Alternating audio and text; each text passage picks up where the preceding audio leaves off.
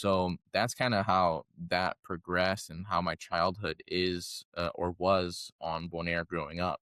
And when I look at all the ABC islands, they're not too far away from each other. Do you sometimes go onto Curacao? Do you make like adventure trips to other islands? We have done this a few times. I haven't done it on the wing yet, but I have done it on the kite. It's been done a few times. When it comes to prices on everything, it's basically the same. A lot of people will tell you, whoa, Bonaire is incredibly expensive, blah, blah, blah. But when I was in Switzerland, I actually found things to be just as expensive as Bonaire, or maybe even cheaper on certain products, because in Okay. Bonaire, of course, everything has to be imported. For Yeah. example, a liter of yogurt I saw in Switzerland was like maybe 3 or 4 franc, Yeah. whereas here you're paying sometimes between $6 to $8 for the same liter of yogurt, right? Um, This episode is sponsored by Foil Sessions. Whether it is pump foiling, winging, or parawinging, this app tracks time on foil, upwind angles, and much, much more. For downwinding, you can set a destination and you'll get directions on your watch or on the earphones. Try it for free on the link in the description. This is Up on Foil, the podcast for everyone flying just above the surface. Pump, carve, soar, let's foil!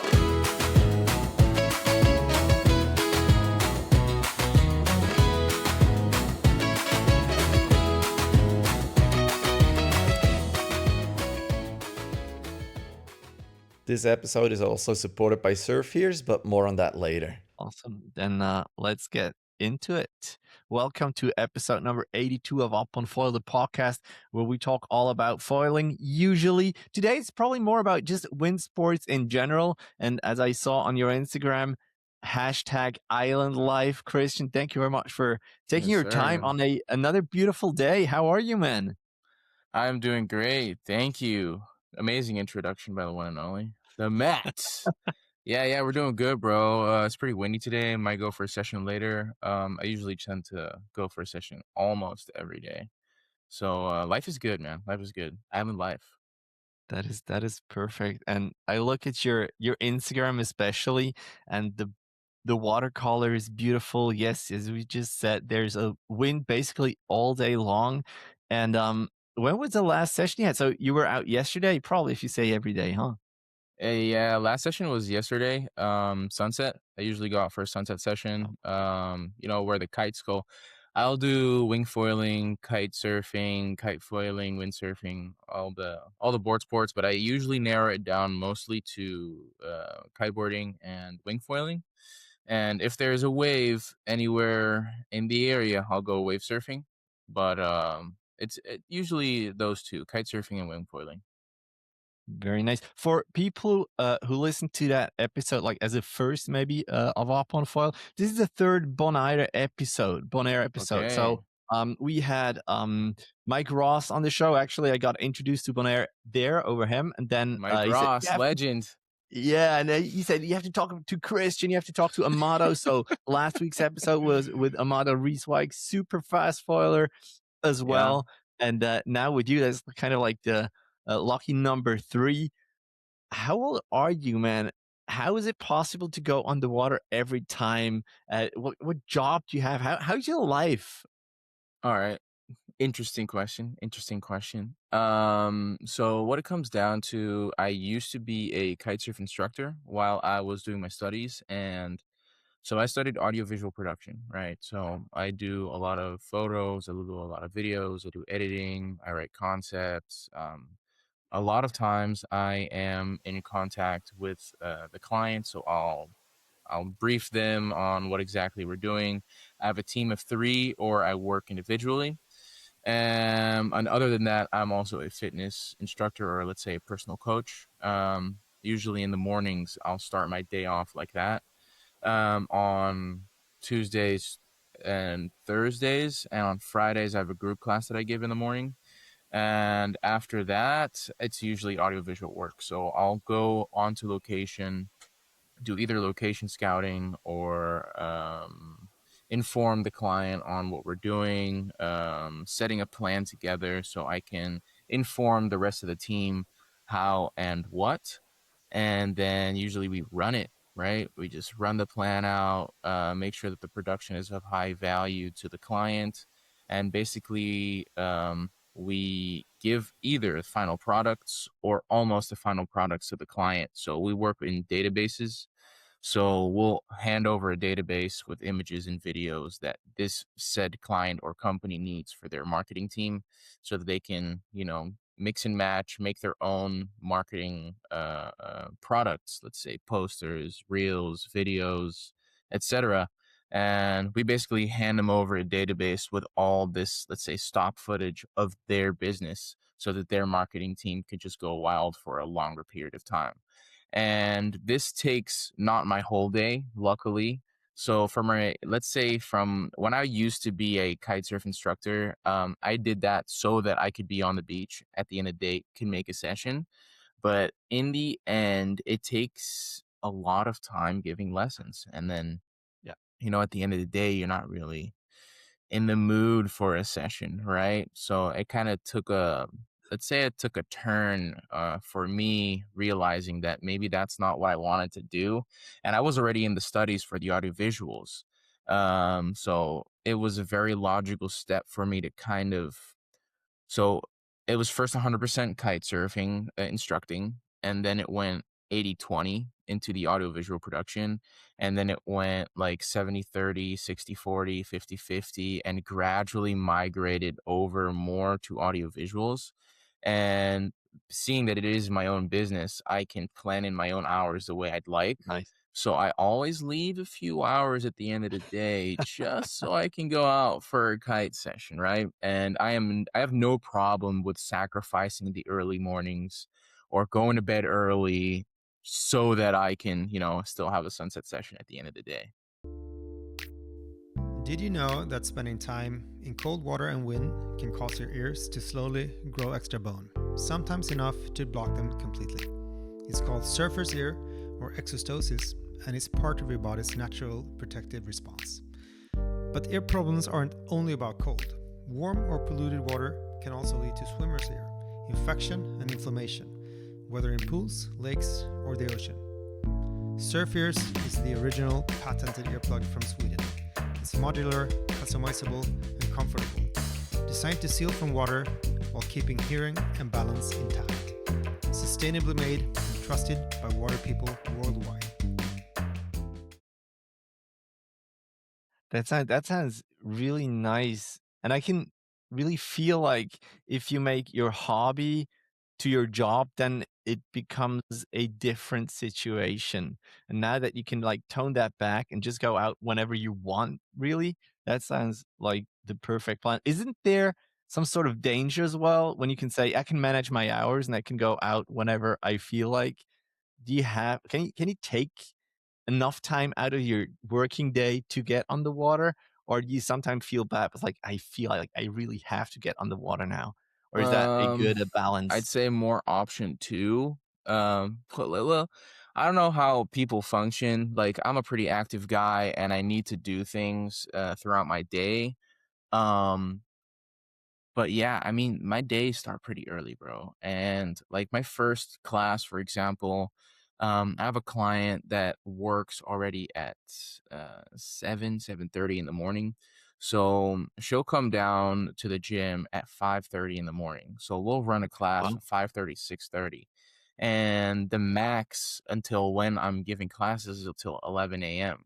And those are my let's say regular customers, right? When it comes to the fitness and the personal coaching, um, it's like 4 hours straight of just that block, right? And then if I'm behind the computer, either editing or creating concepts or sending emails, that's going to be another between 2 and 4 hour block that I can actually be concentrated.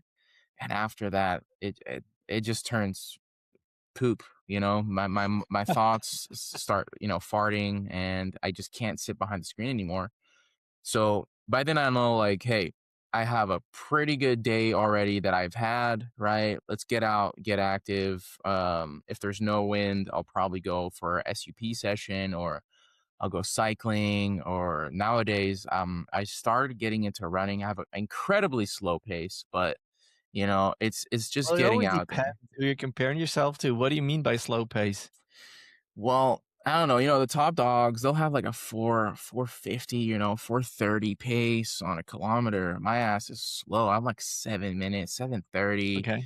but I'm just doing it to be out there. I'm not doing it to be like the fastest guy. I'm just trying to get that energy out. I guess I'm diagnosed with ADHD, but I never really did anything for it. I don't take any supplements or anything. I just, I make sure that I have my blocked hours for certain things. I get that really hyper focus for at least 2 to 3 hours.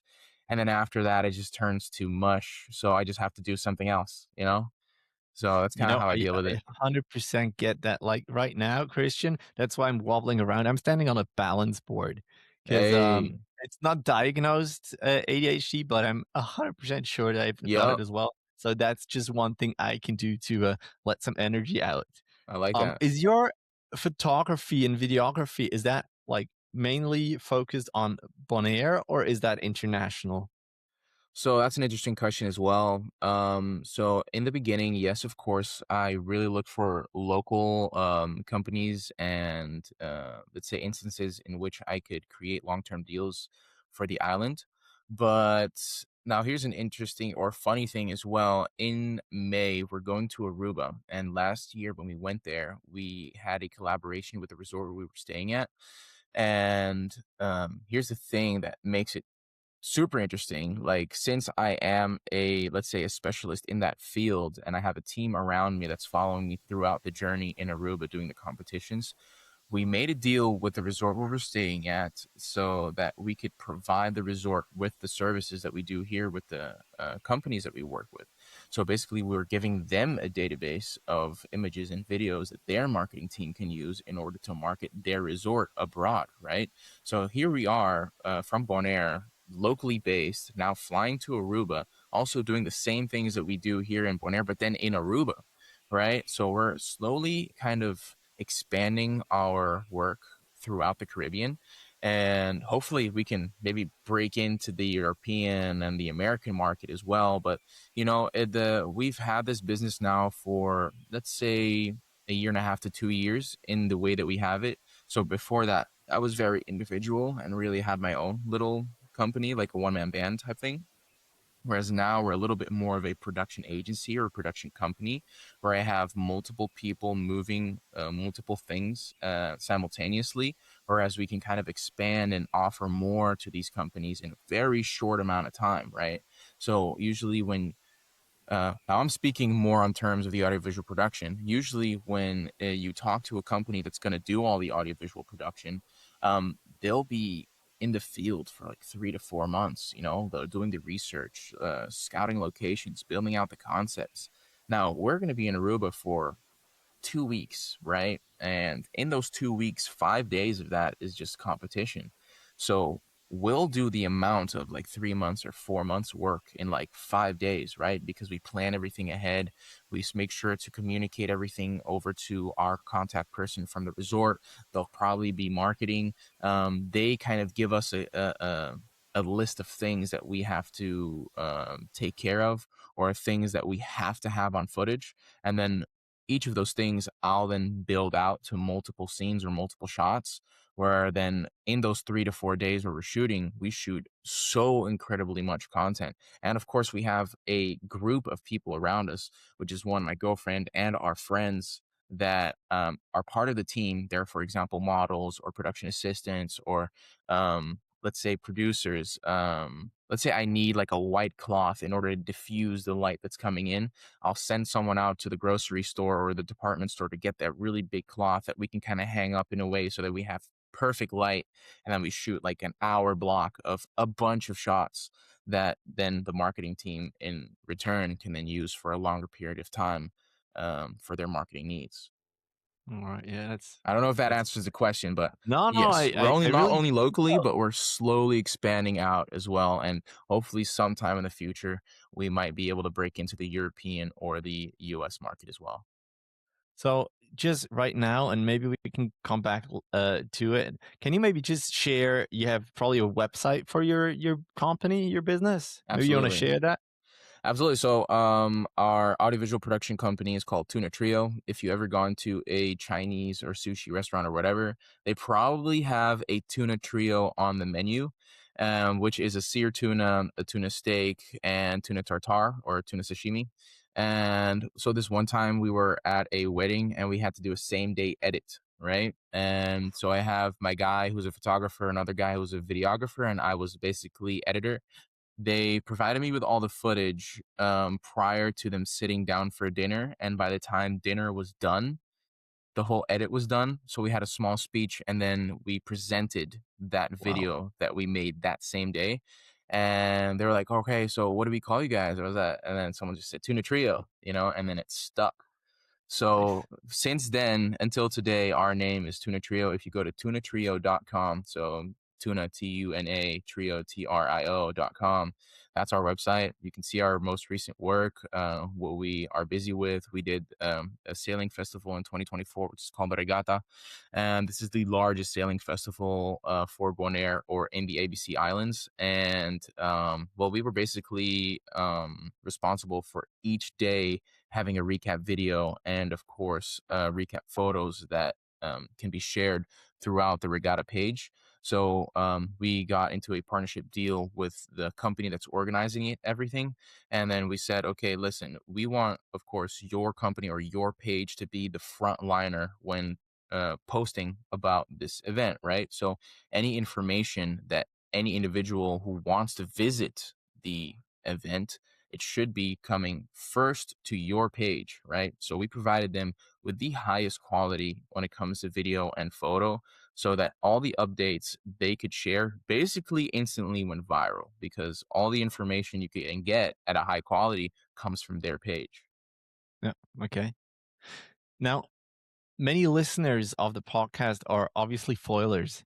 And I see a big correlation between foilers and videographer, or at Okay. least people who are into like images, mostly of themselves, but Yeah. still like trying to find that perfect angle. And now maybe it's a time for them also to learn something because I'm not sure if you just got your knowledge from your school, from your education, or if you were when you were an instructor, that already there it started with you filming people, maybe taking pictures or filming yourself. How did that evolve? And can you maybe give listeners who want their perfect shots of their kite session, wing session, downwind session, a little tip how they should do that to I stand out, mean, maybe?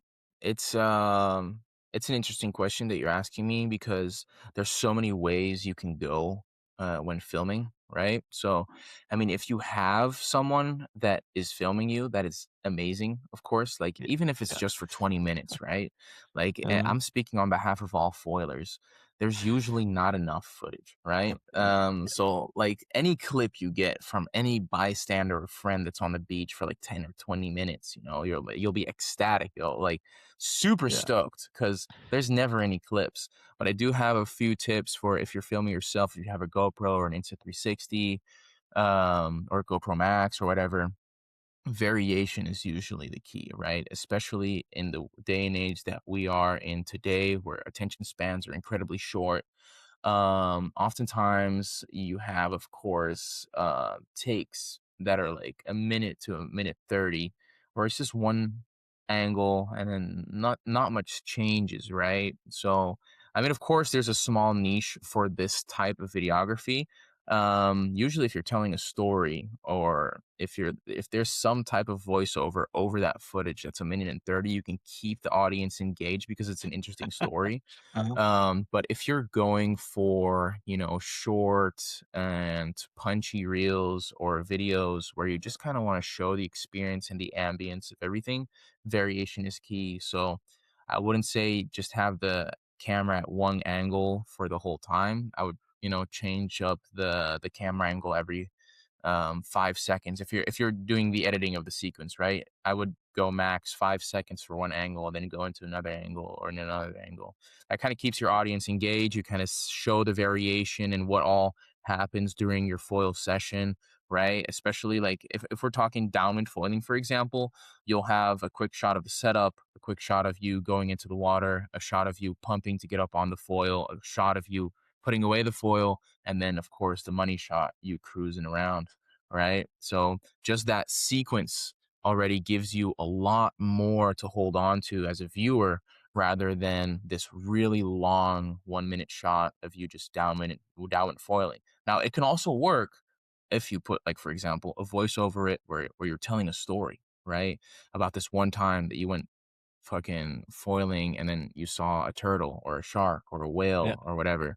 You know, it doesn't necessarily have to be shown, but if you're going to use one angle and that one take for a long period of time, you got to have some other type of substance to kind of carry along the shot, if you know what I'm saying. Yeah, 100%, That's 100%. all that. Maybe like because my questions are always like five-parters. Did you learn how to film and take photos from the from school, from your education, or did you start before? Because usually when you go into an education, you already have some interest in that and also some knowledge.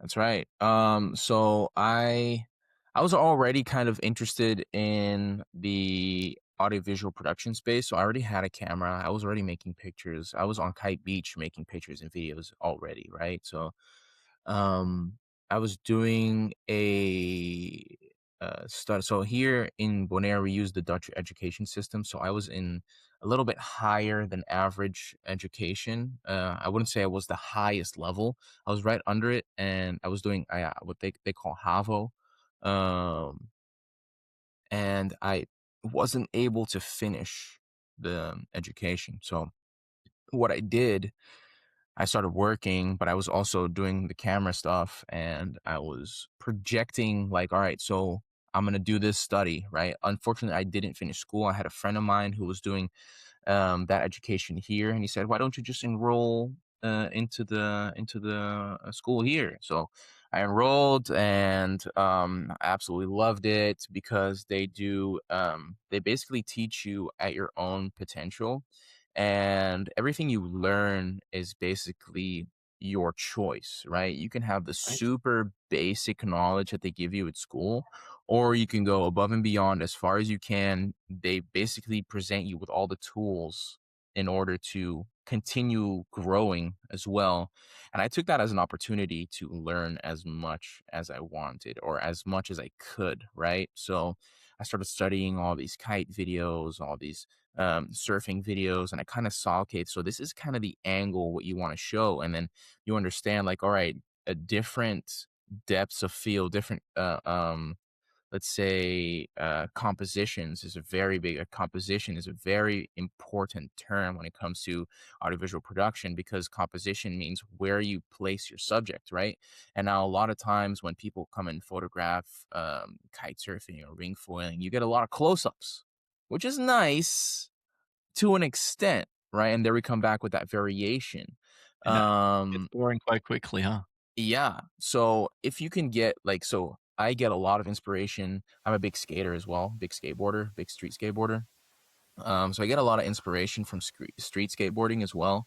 And when you look at these video parts, you always see if they're doing a trick, right? If they're doing a trick, you always see where they pop, where they do the trick, where they land.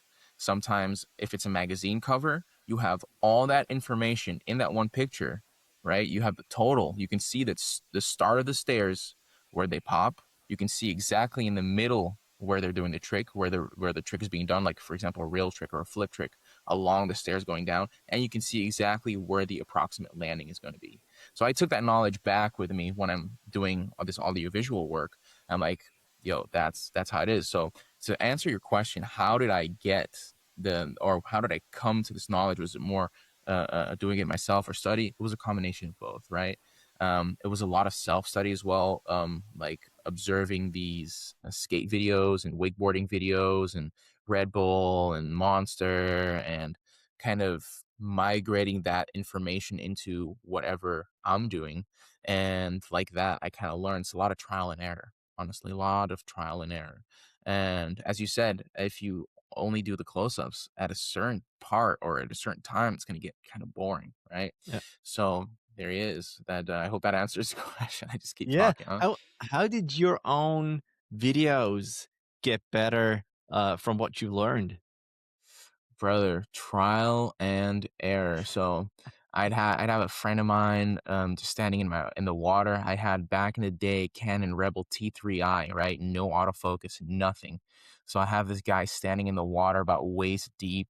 Fucking I made a rig from PVC pipe that he could put onto his shoulder and like look at the screen like that and kind of pull focus. And as you do it, you kind of learn, right? Like after the first shoot, I was like, all right, so this is kind of the problem here. This is kind of shaky. You might have to do a different angle here and there.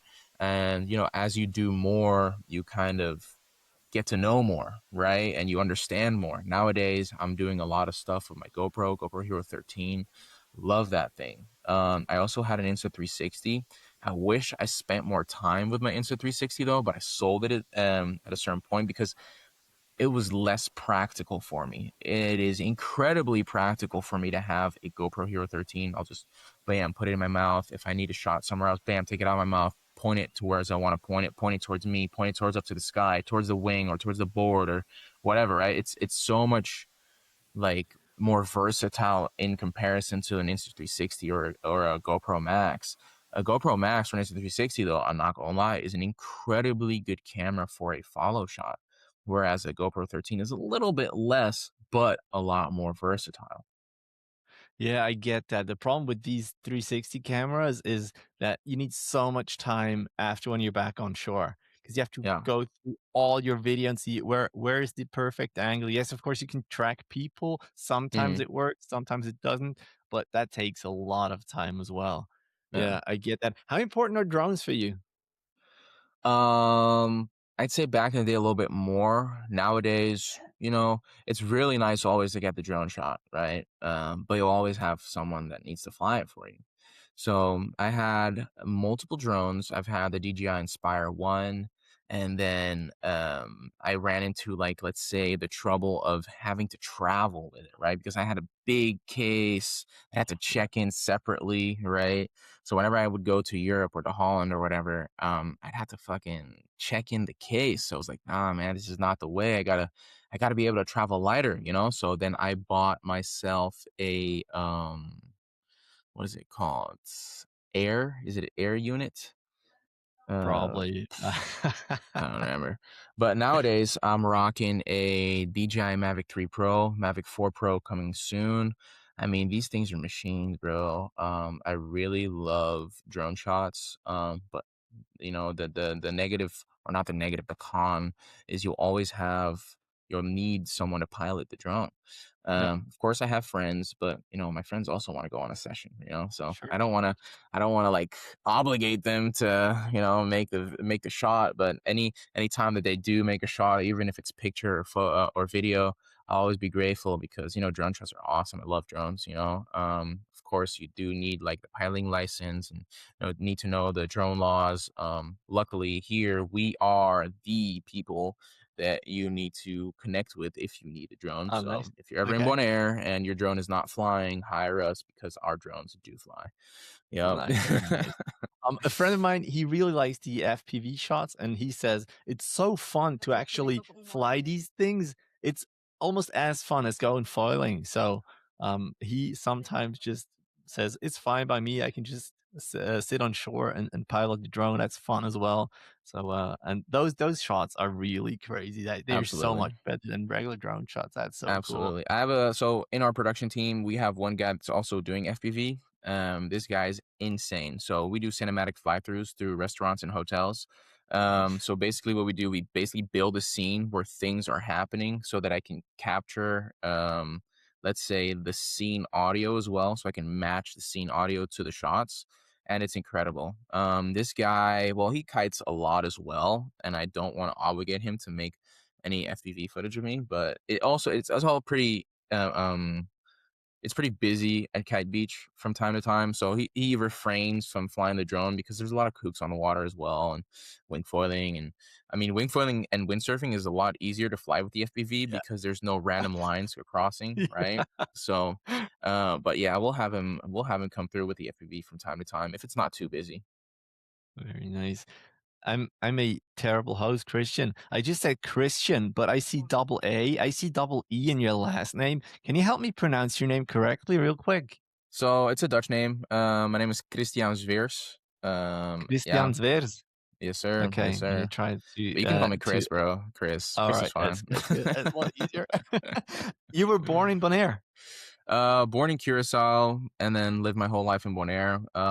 When I was born, the hospital here in Bonaire wasn't that like amazing. So what happened, because my mom needed a C-section, they flew her over to Curacao, did the C-section, Okay. got me out, and then as soon as I was out, they basically stitched my mom on. Flo was back, and then here we are, 31 years But later. you were all raised in Bonaire. That's Yes, true. sir. How is it like growing up on an island like that? Because it is pretty small, not too many people. It's like Yeah. a bigger city or a normal city here in Switzerland. Is that something that you say, like, looking back now, that's amazing? Or sometimes you get like island fever, we call it here in German. How is hmm that for you growing up? Well, um, really good question, by the way. So this, for me, growing up, um, it was a bit different than from other people from my generation, because I also grew up in a neighborhood where there weren't many kids, right? Okay. So I grew up in an American English speaking neighborhood, where there was people that travel to or have a house there that stay on island, for example, 2 to 3 months, and then they Okay. leave back again, right? And my father bought that house purely because it was close to the ocean. Nice. Let's say he's a waterman. He holds a lot of titles here in Bonaire when it comes to windsurfing or any other board sports as well. So it was one of the pioneers when it comes to kite surfing and kite foiling. So from an early age, let's say when I was like 3 years old, I already started windsurfing, right? Nice. So Nice. from the age of, let's say, 3 to 11, I was a windsurfer. And then once I hit 11, I kind of made that switch over to kite surfing. And from 11 to, yeah, here we are today, 31, I'm still kite surfing. And I started wing foiling, I think maybe like 3 to 4 years ago. Also started like wave surfing when I was like 18. My father has a friend whose son would pick me up from school. And then after school, I'm talking when I'm like 8, 9 years old, right? After school, we would go to a surf spot. Horrible waves, but it was just fun to be in the water. It was a little bit of mush, it was a little bit of a washing machine, but I got my hours in paddling, right? So I never really, let's say, caught like a good wave and went down the line when I was like 8, 9 years old. But later on, when I was like 18 and I decided to like take surfing a little bit more seriously, right? It was very easy for me to kind of recognize where I had to paddle and kind of go. So it was Nice. all just practicing standing up on the board and kind of going down the line. So that's kind of how that progressed and how my childhood is, or was, on Bonaire growing up. I mean, from an outsider's perspective, that sounds amazing. Like having a house close to the ocean, it being windy all the time, you being able to go on the water all the time. Did you sometimes feel like you have to leave the island? Well, when I was younger, I guess I had that feeling a lot more. Here, interesting story. Here comes. So I am, I think, 19 or 20 years old, right? I am in the middle of my study of the audiovisual production. I had to do internship. So I decide to do my internship abroad. I choose Amsterdam as my place to do my internship, right? I have my aunt that lives there. So I could stay with her for 8 to 9 months. On the weekends, I would bike over to my girlfriend who lives in Hoofddorp, which is about, let's say, an hour and a half to 2 hours cycling from Amsterdam. Oh, And I found that no problem. I was like, let's do it. So I got to experience, right, what it's like to go from summer into, let's say, late winter, right? Because I was there Yeah. from June till like end of February, beginning of March.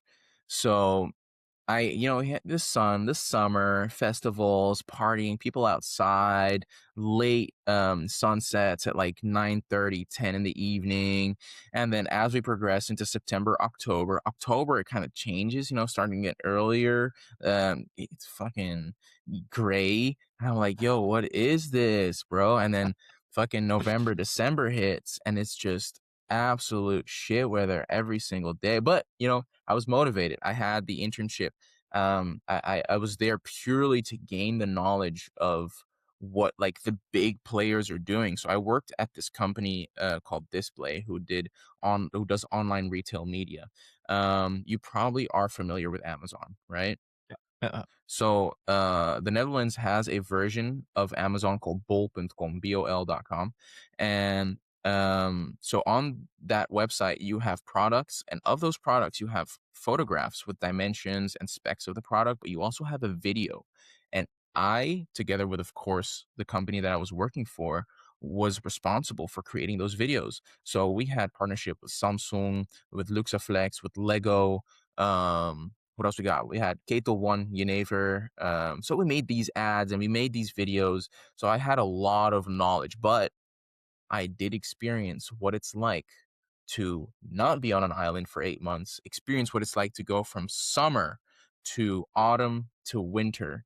And I never want to experience that again. So back in the day when I was younger, I was like, man, the island, it's so small. I just don't understand it. But then my experience going out and experiencing Europe for that period of time made me realize, okay, this is why the islands are so special, right? And since the day that I got back, I cannot get enough of the island. I will always be appreciative of the island as well, of the people, of the culture, of how we live here, right? So that was the whole thing behind the internship. So I guess to answer your question, back in the day when I was younger, yes, I did have that idea of I need to get off the island. But now that I'm older and also experienced being abroad for a period of time, I don't want to get off the island, right? So the only time I'll get off the island is maybe for a month. Like for example, last year, December, we were in Europe for about a month, for 4.5 weeks. We also went to Switzerland, by the way, did some oh, snowboarding. really? Yeah, yeah, went Nice. to Grindelwald. Oh, Went to perfect. what we were wanting to go to Lax as well, but in the end, it was a little bit mushy that day, so we went to a different spot. Um, yeah, it was sick. It was sick. We loved it. I live like an hour from Grindelwald. We're there all the time over Christmas and like sports vacation that we have in winter. But I can really like feel like how you must have felt coming to Central Europe. And right now it just dropped. The temperatures dropped from warm-ish 12 to 13 degrees Celsius to back down to 1 or 2. But the advantage is there, at least it's windy, Yeah, usually I don't care anymore if it's even below zero. As long as it's windy, I can get on the water with a thick wetsuit. But of course, I look at your videos, I look at your reels, like, come on, these colors and wind all the time. Like yeah, dude. last Wednesday, it was windy, but before we had like 3 or 4 weeks with no wind, Yeah, what do which you do? What do you do in it on like days like that? yeah, that's actually why foiling is so perfect. So we go dock starting. That's what we Nice. do. And But yes, it can be fun too, especially yes, going after like ferry boats, mm, kind of wake thief or a little bit. But sick. that as well gets a little boring sometimes. So last Friday it was a super session. I just want to tell you about that. It was windy, like 20 something knots, not too windy, Nice. but fine. So we did some little parawing up and downwinders, and then the wind dropped and I have a huge parawing, a 7 square meters. And I was able to get on foil and fly, and then the wind completely dropped, but there was still some wind bumps left. Sick. So we took our pump full gear. We started from the harbor, pumped out to the waves, and kind of served the Dude, little that's wind bumps sick. that were making. That was cool. And that's why foiling, I think, is so amazing. And I want to hear your foiling story. You said before you were a windsurfer, then you changed to kiting, and then Yep. eventually you started windfalling. I remember when I started winging, or when I thought about winging, because I was a windsurfer myself, kited a bit, and then I saw wing foilers. They're like, that is so stupid. I would never Mm, want to do that. And then I saw some guys downwinding on lake yeah. bumps, and then I thought like, all right, I have to try that too. How was your transition, or how was your first steps on foil? Do you remember? So when it comes to wing foiling, it like I don't know, it just clicked instantly. I never had the idea like, oh, that's stupid or that sucks, but like in the very, very beginning of wing foiling, right? Again, being the pioneer that my father is, he buys this really big set from Armstrong. I think it was like 2600 from front wing, right? And he used to be a big windsurfer. So what did he do? He grabs one of his old formula boards and then builds in like a rail where the foil will sit in, and then we can move back and forth. So we have this 130-liter board, massive windsurf board, right, for formula racing. And so we have this big board, big front wing under it from Armstrong. I think it was 85 or 90 centimeter mast. And then we have a 4.5 slingshot wing. Horrible wing, by the way. First ever prototypes from any of these brands were all shit, right? They Yeah, all yeah. have the fucking flimsy handles on it. And well, it was pretty windy. It was like 17, 18 knots. Bro, I go out, stand on this thing, and it was instantly out of the water and gone, right? I was like, holy shit, this Nice. is pretty sick, right? And I already did a lot of kite foiling, right? I was before, so my kite career goes free rider, freestyler, and then kite foil racing. So I was already competing in kite foil racing in Aruba with the Aruba Highwinds. That's our like our yearly competition that we do. So I did a lot of racing in there. I did freestyle as well. But coming back to the wing foiling, it was very natural to kind of feel how the foil comes out of the water and go. Yeah. And I was like, all right, this is cool. This is cool. This is nice.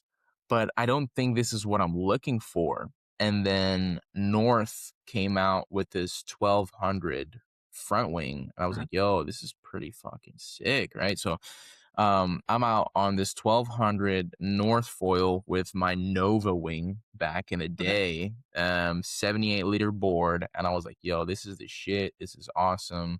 I love this. We would go out to the wave. So there's multiple spots where you can do the foiling here. You can either be on the west coast side of the island and kind of free roam around where you want to go and do more of a long distance thing, or you can be inside of the bay, which is where all the windsurfers are and a lot of wing foilers nowadays at the France Paradise. Probably Ross might have talked a little bit more about that in Amado.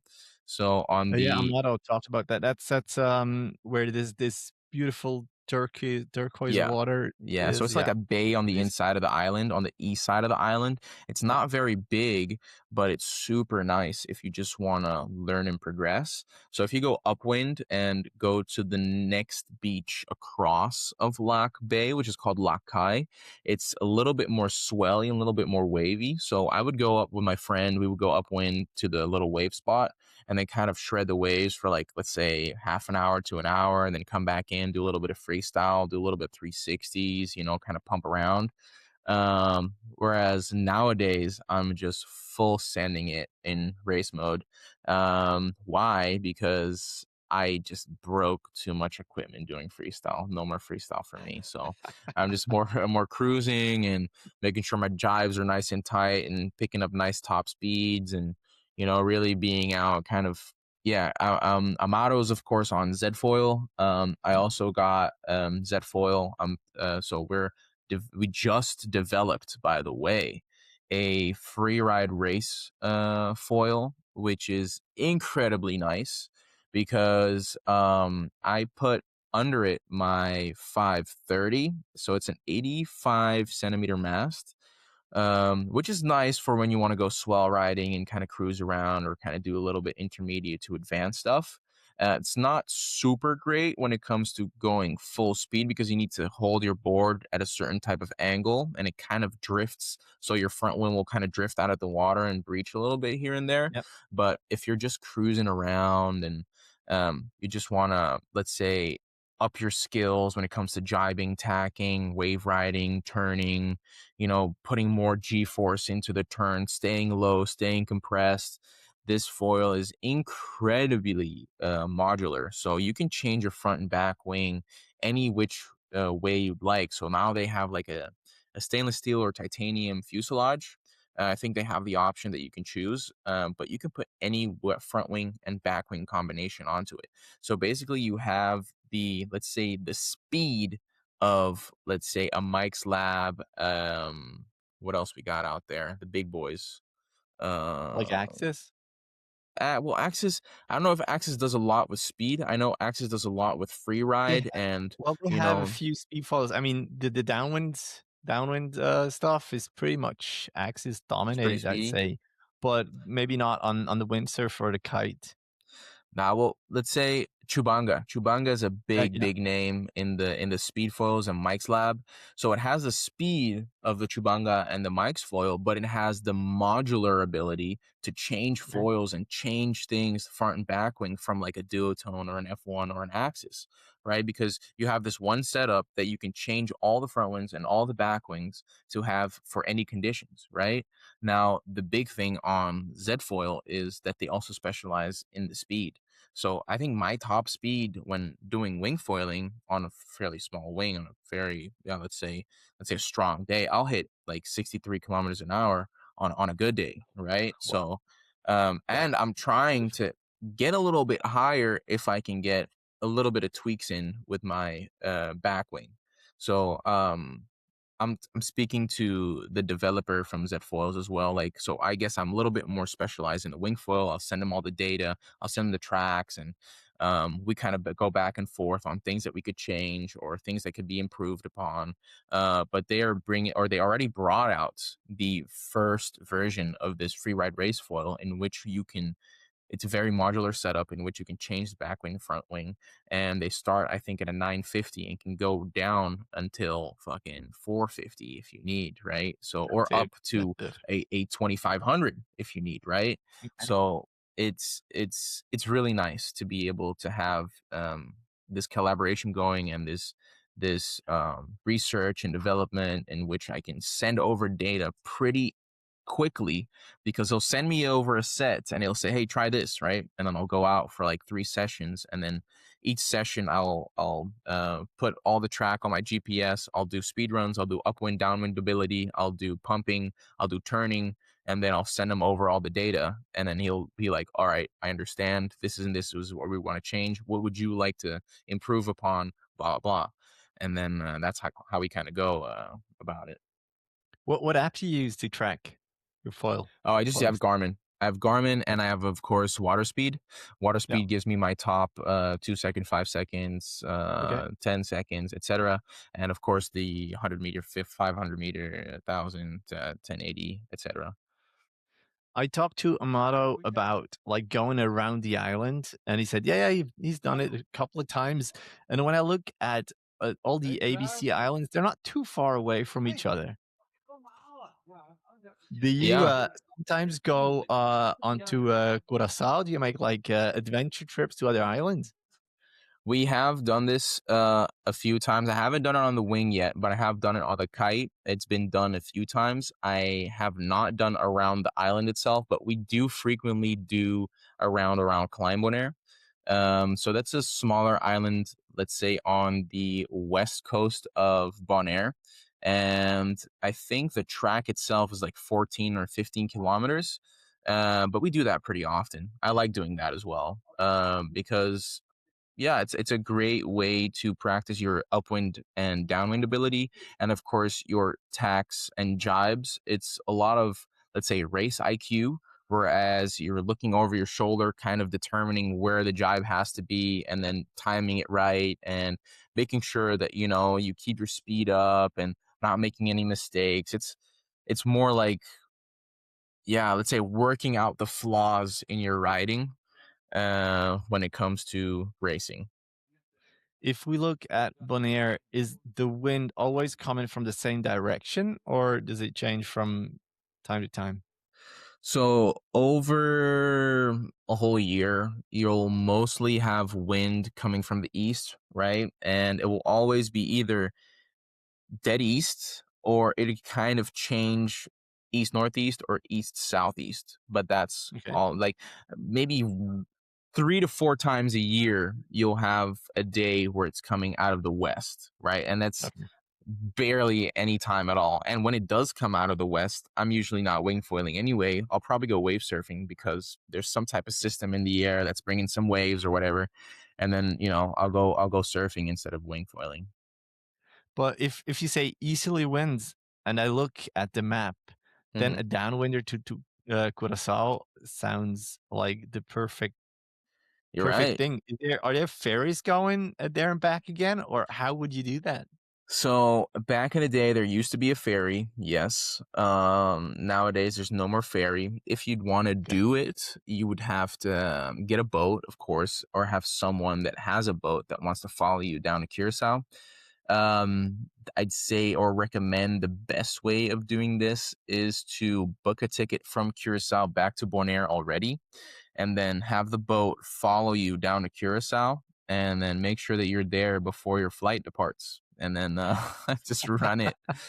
But yes, it's absolutely possible. I mean, what is it, like 48 kilometers, Bonaire to Yeah, something Curacao? like that. I Yeah. mean, that's easily to be done, right, on a downwinder. And when I do a little bit of downwinding, so I'll go out into open ocean swell.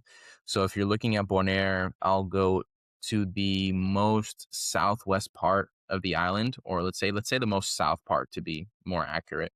Go Like where upwind. these salt I Yeah, don't know you how have the you call salt it in pans, English. and then you continue Yeah. to go even further south, and there's a big radar tower and a lighthouse, right? So Okay. I'll go out on about on the ocean until, let's say, the lighthouse ish, and then I'll go about 500 meters to a kilometer out on the ocean, and there's where you have a little bit more open ocean swell, and you can kind of like I'll do more winging because I don't do para winging or downwind foiling at all, but I'll be more out there, and then once I catch a swell, the wing is basically just behind me and chilling as I'm pumping kind of from swell to swell, and then comes the point again where you have to go upwind. So yeah, it's definitely possible if you'd want a downwind from Bonaire to Curacao. That was my next question. You already answered it. Parawing, is that on purpose that you don't want to get into that, or are you like tempted? Damn, bro. Like honestly, I just never tried it yet, and the opportunities that I've gotten to try it, I guess you could say I chickened out, but if it looks hard, bro. It looks incredibly hard. I've had a pairing in my hand, of course, once. My Which friend one? has a pairing as well, but here's the thing: he doesn't have like one of those mid-length boards. He just has like an 85 or like an 80-liter wingboard. It's more of Hmm. a sinker, right? So Yeah, when you don't when I'm want that. on there, it kind of sinks a little bit, and I'm thinking, "Fuck!" And then I gotta pump it out. Like, fuck, dude, how am I gonna do this, right? Like even on days where it's a little bit less wind with my own wing foil wing, I'm like, damn, I got pump again, right? Like yesterday there was races going on. I think let me just quickly just check what the wind report was, right? Because at some points, I was getting ready to get out of the water, and it was just impossible to go because wind was kind of low. Let's see here. We're gonna check the wind report. Yesterday, races were between 2 to 5.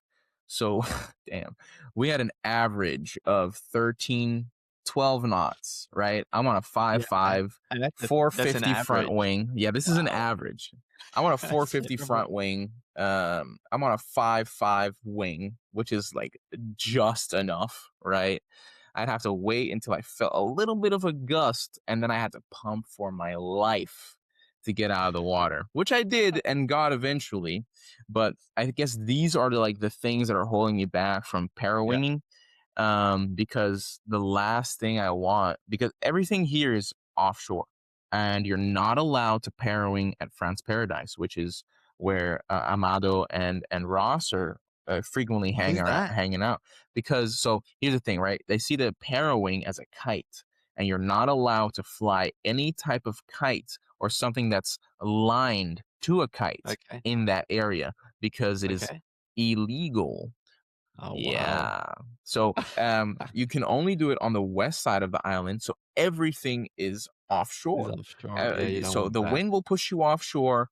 The current's pulling you offshore. The only way to get back is to get on your board and foil your way back. And now imagine this being your first time parawing No, you don't and want you're that. fucking You don't want out that. there. Ugh. So the only But way you can get me to parawing is if I have, let's say, a Safe boat. 2000 front wing.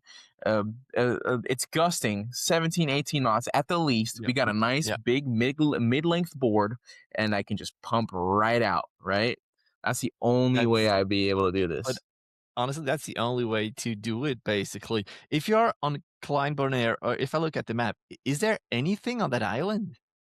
So there's small huts there. But again, If you here's were to be stranded there, could you like Oh, yeah, for alarm sure, for sure. authorities or your friends to come pick you up? Absolutely, absolutely, Okay. absolutely. It also depends on which day. Here's another funny story, right? Wingfoil adventure. I wasn't part of this, but I have a few friends who thought it was a good idea, right, to go out for a wingfoil session around Klein Bonaire at like 3, 4 in the afternoon, right?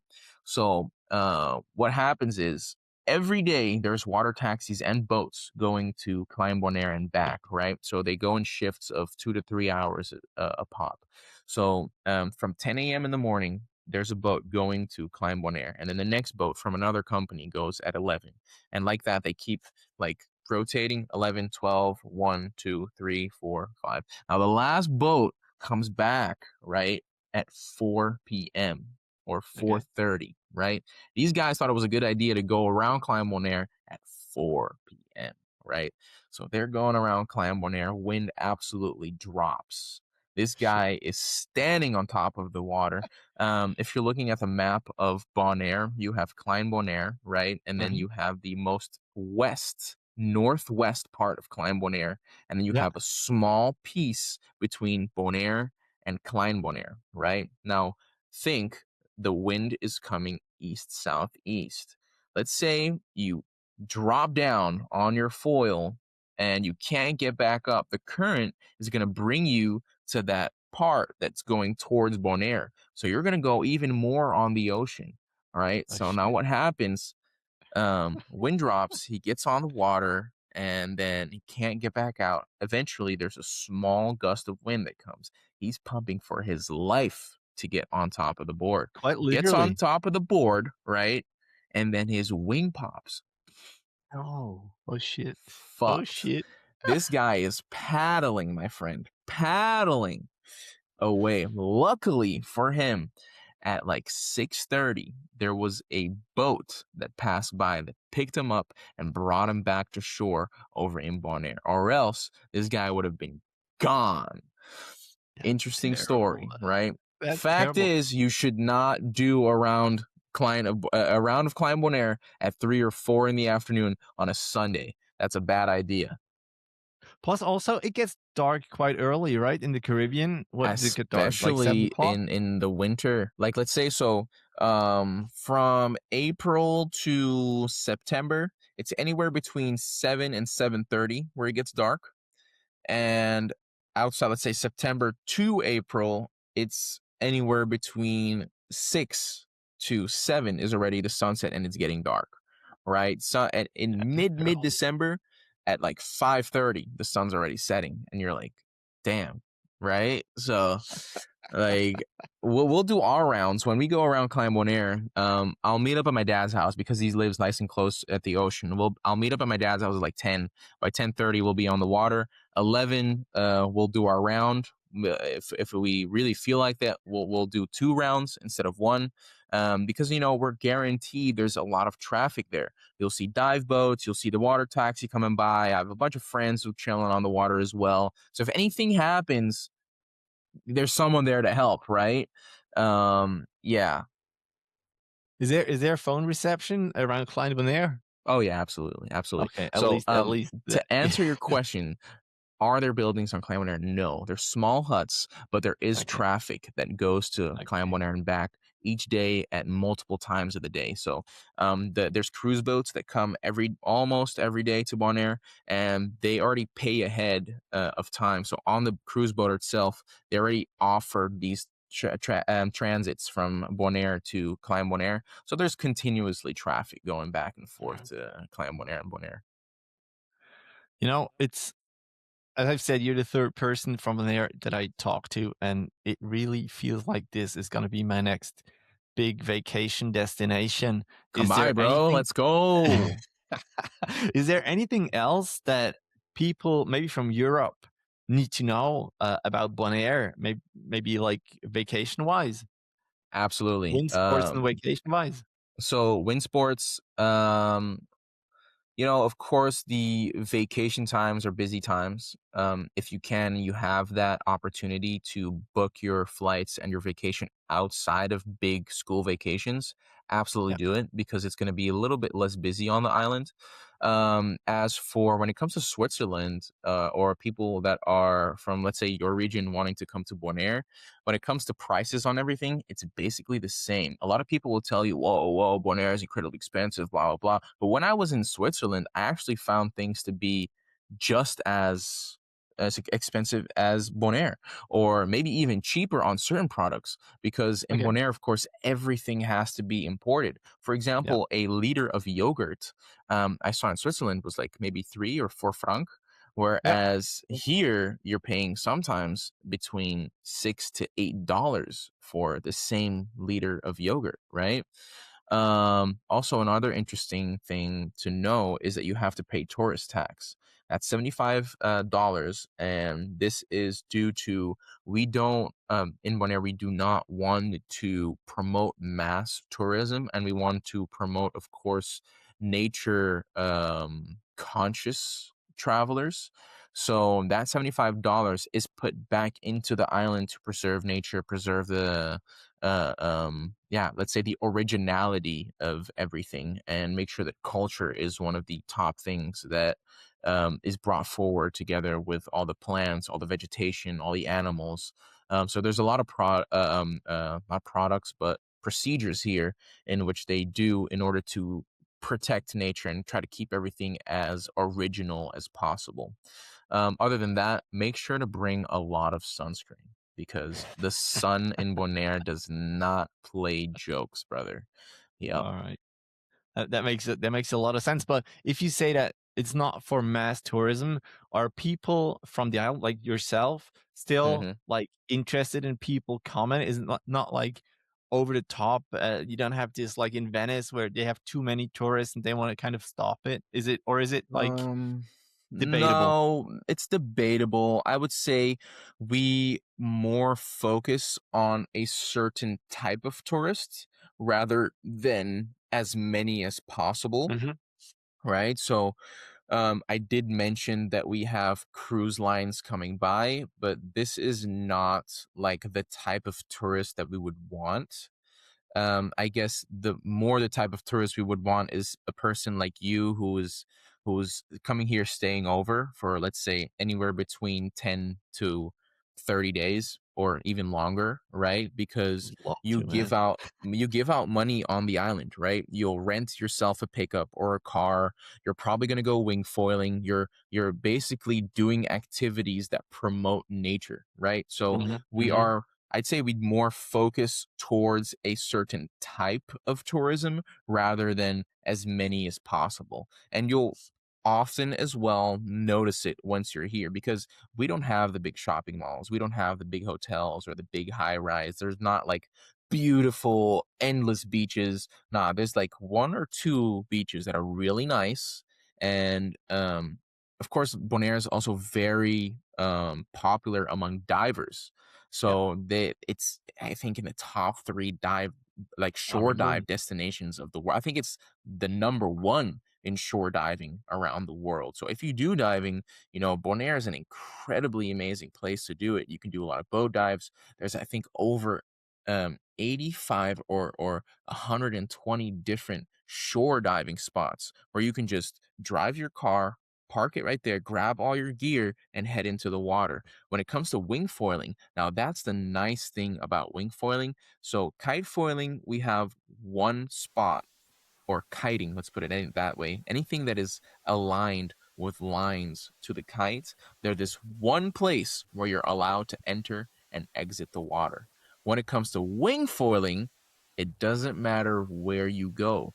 It's just like shore diving. You can park your car, rig up your stuff, get in the water, and go. That's what makes, I think, wing foiling so nice for us as well. But if we're coming back to the tourism and the, let's say, type of tourist that we want to attract, that's kind of the direction we want to go. So what we get is a lot of people that are hikers, are cyclists, windsurfers, divers, wing foilers.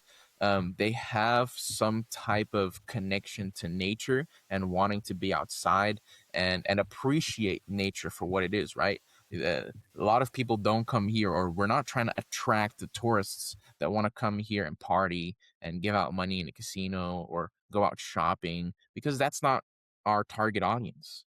Yeah. All right. All right.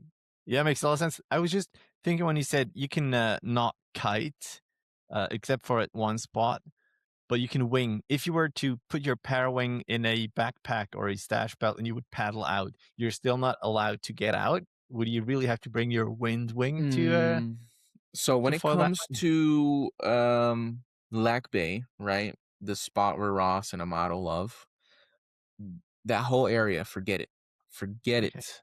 Wow. If you are on the other side of the island, on the west side of the island, so those coordinates where I was talking about for the kiting, that's the only spot where you're allowed to, let's say, kite in the light blue close to the shore, Okay. since we Yeah. are a dive destination, right? That makes And yeah. So the reason behind this is that it's incredibly dangerous to have these Yeah. wired things, right? So Mm-hmm. that's your one designated spot where you can enter and exit the water. But let's say you have your parent wing packed up in your little backpack anywhere on the west side of the island, which is a pretty big part if you're looking at the island on a map, Yep. right? You can paddle out, let's say 75 meters to 100 meters, pull out your parent wing and go, right? As long as Right. you're not really cruising in the light blue where divers could pop out in any second or have snorkeling or whatever, there's no problem. Like anywhere on the west side of the island should be not even a thing. Like you can just go out and have a good time. You can cruise over to that south side of the island where I was talking about earlier, where there's like a little bit more open water swell, Mhm. and just have an amazing time there. Is there anything that people need to do or eat or see when they come to Bonaire? Like, do you have a special little treat or something? Well, yes and no. I mean, Bonaire might be known for its underwater world and the fishes and the coral, but a very common thing that you don't really find at other places the way you find in Bonaire is donkeys.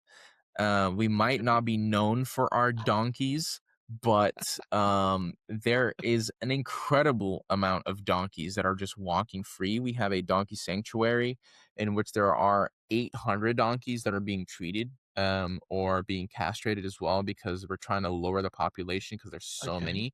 And outside of the donkey sanctuary, there's about 1,100 donkeys just walking Wow. freely and roaming. So, the reason why these donkeys are walking freely and roaming is because it's an endangered species. They call it the Nubian ass donkey, right? So, if you are ever on Bonaire and you happen to see this Nubian ass donkey, take a picture of it, or take a picture with it, even better, because it is an endangered species and is not allowed to be hunted or go extinct. When it comes to foods that you should try at least once in your life, so I am incredibly big on native culture and food. So there's these, let's say, parties or festivals every now and then on Bonaire. 30th of April, which is the next one that's coming, is the Day of Rincon. Rincon is the oldest city of Bonaire, over 500 years old.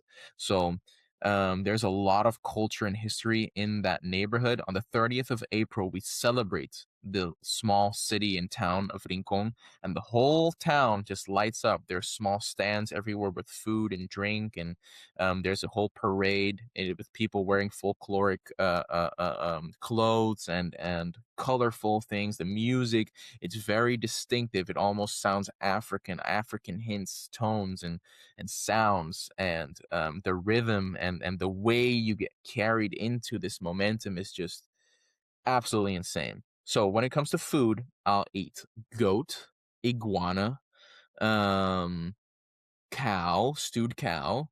So I really love that part. So remember when I talked about me going abroad? Let's say Mhm. prior me going abroad, I guess I liked these kind of activities, but coming back from my internship, I love these activities. I was like, this is me, this is part of me. I need to have this and we need to keep this, right?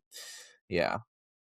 That is awesome, man. And that was a beautiful segment. Like I even more now, I think it's really worth a visit and I would love to come by. Is there anything else, Chris? Because we're in over an hour already. Is there Yeah. anything else that you want to like share with the world? Maybe you have something coming up, water sports wise or other? Absolutely. I mean, we are now in March. I am fully in training. In May, there's going to be a competition. This is what I was also referring to earlier when I said Aruba Highwinds. I go to Aruba. So from 12th to 18th of May is the Aruba Highwinds. I'm competing in the wing foil slalom and wing foil Nice. long distance. So I'm full on training for that, making sure that everything's fine tuned. Maybe I can get a few prototypes in from Z Foils as well to kind of tweak and make a little bit more specific and specialized in certain things. Maybe the turning around the buoy or the top end speed when going from buoy to buoy. But the next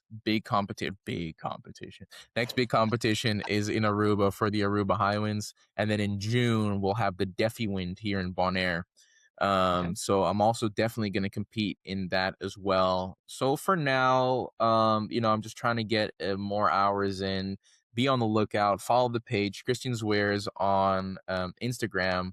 What else we got going on? If there's anything else special, come to the island, bro. A lot of times, people who are like, let's say, living the big city life and have that rush mentality where everything has to be scheduled and planned and thought about ahead. It's cool, but this one time where you come to Bonaire, you kind of realize how special living in a down tempo is, right? That's also one of the big things that people notice whenever they're here. It's like, when you're living in the big city, you have so many obligations, so many things you have to take care of or remember or make sure that you have planned.